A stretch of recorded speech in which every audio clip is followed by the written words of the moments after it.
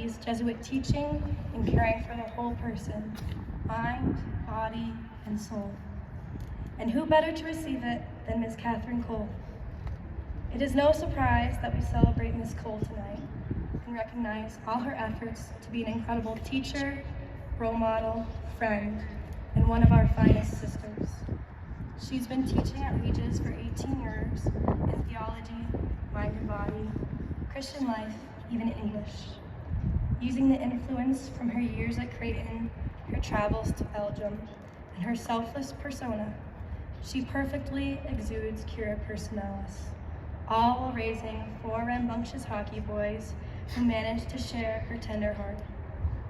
When she's not driving to a hockey arena or watching her boys rough around on the ice, she spends her time fostering loving, sensitive young women and men. Many of Miss Cole's students feel like her own children and consider her a powerful mentor, referring to her as the epitome of greatness. And that she truly is. Thank you for all you do, Miss Cole. Please welcome Miss Cole to the podium to share our last lecture.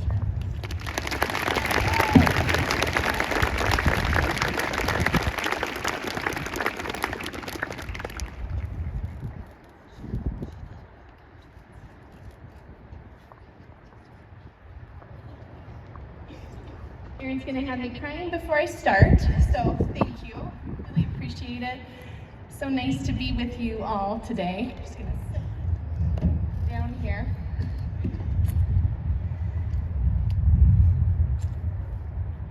Hello, class of 2024. Good to be with you. And welcome. Really honored to be here with you tonight. Hope that what I have to offer you feels less like something brand new and more like a synthesis of what you've learned, reminding you of some important things and encouraging you to go out into the world as those smart, curious, and inspiring women that I know that you are. How special, you're graduating the 20th year of our girls division. It's really, really special. There's so many pieces of advice that the people have thrown at you and that you'll continue to hear over the next few weeks, maybe even months. And as I think about how I wanted to send you, the same message kept coming back to me. So often we hear people say, I just want you to be happy. And happiness is great, it's a good thing. But that's not my wish for you.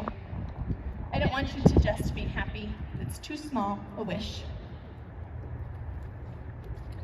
My wish for you is to live a full life. And we can understand this idea of fullness in lots of ways.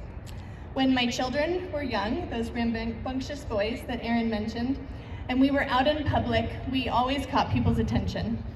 One child on my hip, one running around somewhere, one trying to get somebody's attention, maybe one of them listening to me. And people would often comment to me, "You sure have your hands full." I would cringe at this comment because it implied that there was something wrong with this fullness, that there was something a little bit too much, and that I was somehow incapable of managing that. My wish for you to live a full life certainly has that element of too muchness in it.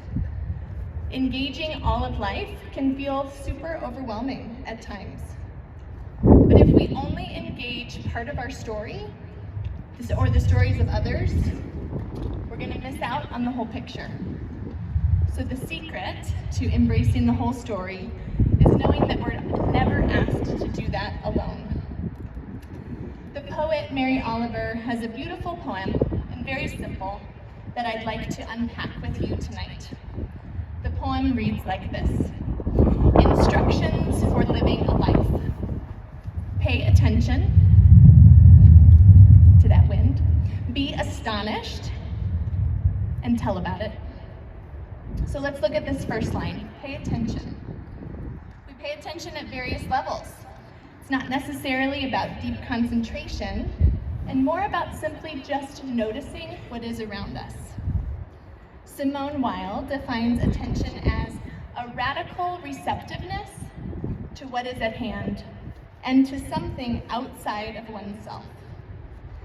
Paying attention is about being present to what's in front of us and letting it affect us. We do that at a very basic level when we pay attention to our environment.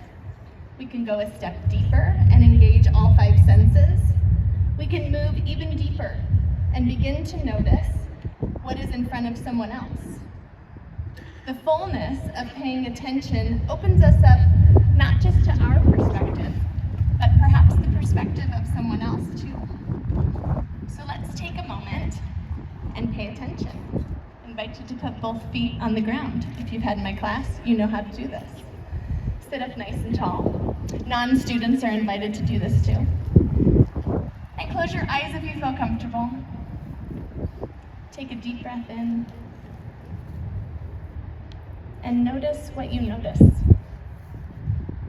Maybe it's that wind. It is Pentecost, it's the gift of the Spirit. Pay attention to your breath. What do you hear? Over the past 4 years, many things have held your attention. Recall the friendships that you have made. Who is someone who has comforted or supported you? Who is someone that has challenged you?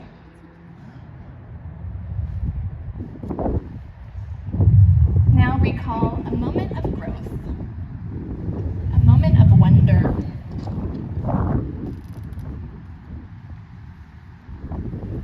and a time that you learned something that helped you to see the world differently.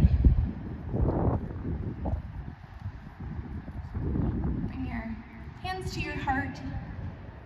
Take a deep breath in. And as you open your eyes, I just invite you to look around at the girls that you sit with today. We smile with our eyes. So sometimes the stuff that we encounter is hard. One of the days on my immersion trip to Memphis back in February, we were tasked with cleaning up a vacant lot to prepare it for farming. The day was so wet with rain, and the land was really littered beyond recognition. As we filled bag after bag of trash, it occurred to us, to my students and to me, that this was an encampment where people had been seeking shelter. As we cleaned up the abandoned spaces and put discarded belongings into trash bags, my students' attention was turned. It wasn't the beautiful, hospitable side of Memphis that we had been encountering. In fact, it was a really low moment for most of us on that trip. It was also a really important moment to lend our attention to. It showed us and reminded us of the reality of poverty that people face every day. And it's really uncomfortable to pay attention to something that we don't know what to do with. Your 4 years at Regis Jesuit have held your attention in so many ways, both individually and collectively. You've had moments of celebration and moments of deep, deep loss, your class in particular.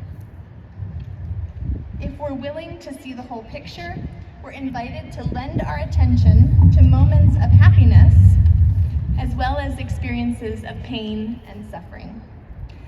Just as the full story of my parenting isn't bound up in just the moments when my sons amaze me, or when they are reckless, nor is your high school career summed up in your achievements or a moment of failure. A philosophy of fullness gives us permission to see it all, the darkness and the light. And when we pay attention to all of it, we can embrace that mess and hold it in our hands. This reminds us of St. Ignatius's invitation to find God in all things. Not just the letters of acceptance, the good grades, and the achievements, but also the moments of doubt, a friendship breaking down, losing a big game, saying goodbye, or being disappointed in someone that you trusted.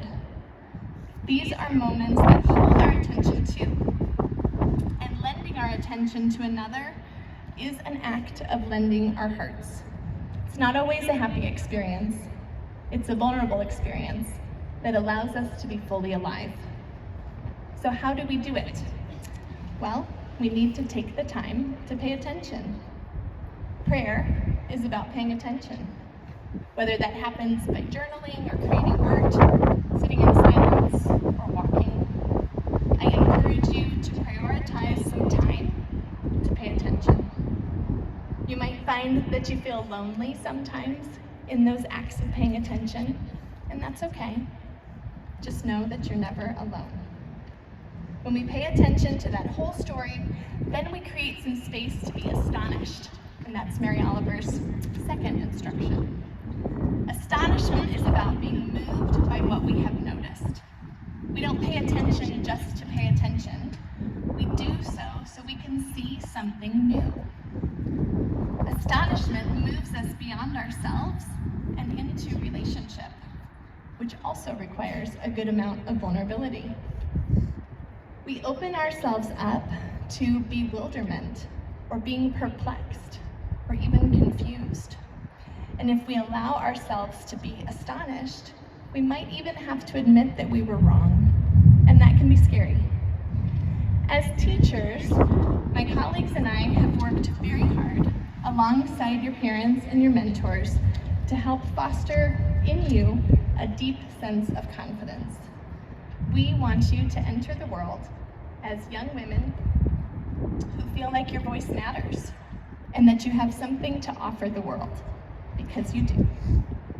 But a word of caution: in the midst of that confidence, don't be afraid to be wrong. I'll say that again because I choked up. Don't be afraid to be wrong. Don't become so confident that you don't have the space to be perplexed or astonished or moved or changed. Astonishment opens us up to the mystery, which is about continual conversion of our hearts. I want you to trust in your strong foundation and be willing to see things from a new angle. Sometimes you just have to take a forward fold and see things upside down. Jesus constantly told his disciples, "Be not afraid." There's no better advice. The world around us, it's not to be feared. It is there to astonish us. And that brings us to our third instruction: tell about it. Mary Oliver reminds us that the acts of paying attention and being astonished continue to move us outside of ourselves and into relationship with others. Share what is on your heart with those around you. Knock on someone's door next year in college. Say hello. We can learn a lot about ourselves through these individual practices of journaling or silent meditation. But the only way that we assess the effectiveness of that alone time is by looking at our relationships. The people around us show us who we are. You have done this for me. You have done this for each other. Sometimes we can be really resistant to learning about ourselves through others. So pay attention and notice when you put your defenses up. I spent an evening last week reading through the journals from my senior year of high school and my freshman year of college. And the major themes that emerged were about the power of relationships, especially the ones that I made my freshman year of college. These people, many of whom I'm still very close with, one of them I've been married to for 18 years, are the people that I told the story of my heart. These are people who shaped me, challenged me, astonished me, and opened me up to the world. I recall returning back to school after my first fall break home and talking with a friend who was a few years older about how challenging it was to be home and with my parents. His response really caught me off guard. He listens to my griping about having to go back to a curfew and being asked where I was and what I was doing. And his response was, "Yeah, well, be nice to your parents. It's been hard on them too."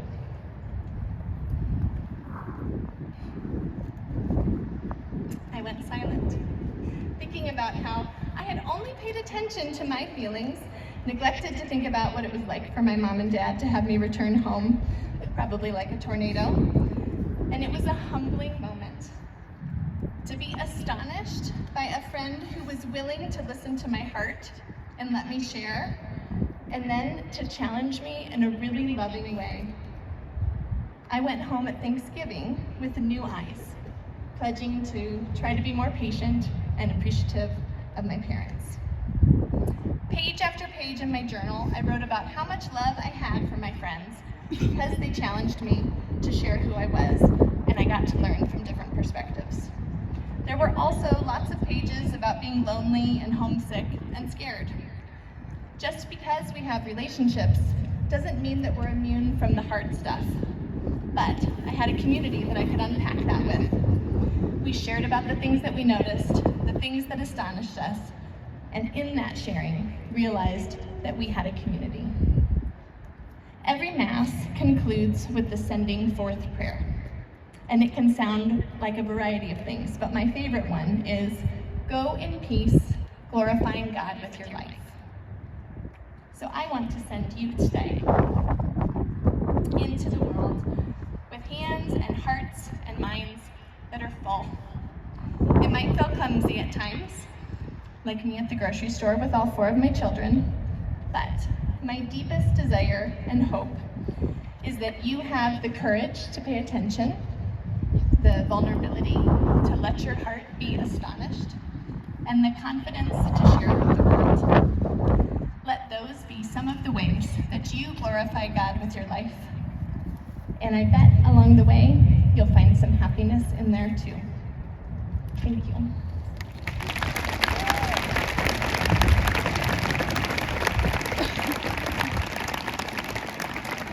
I have a little bookmark for each of you, and I'm afraid that they're all going to blow away, but I don't know how else to get them to you. So these gals are going to pass them down for you and maybe tuck it in. I don't know, but take it with you, and I love you lots, and congratulations.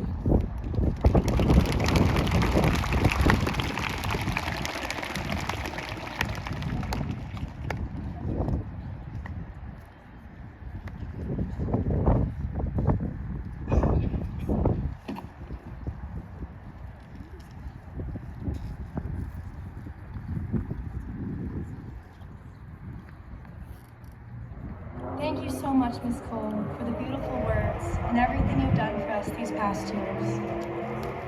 Graduates and parents, it is time now for our class to celebrate Mass for the last